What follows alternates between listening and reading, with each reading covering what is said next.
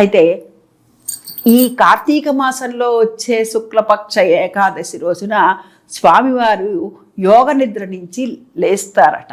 అందుకు లేచే సమయానికి అందరూ దేవతలందరూ కూడా స్వామి ఎప్పుడు లేస్తాడా అని చెప్పి మంగళ వాయిద్యాలతో ఈ దీపాలతో ఆనందంగా ఎదురు చూస్తూ ఉంటారట.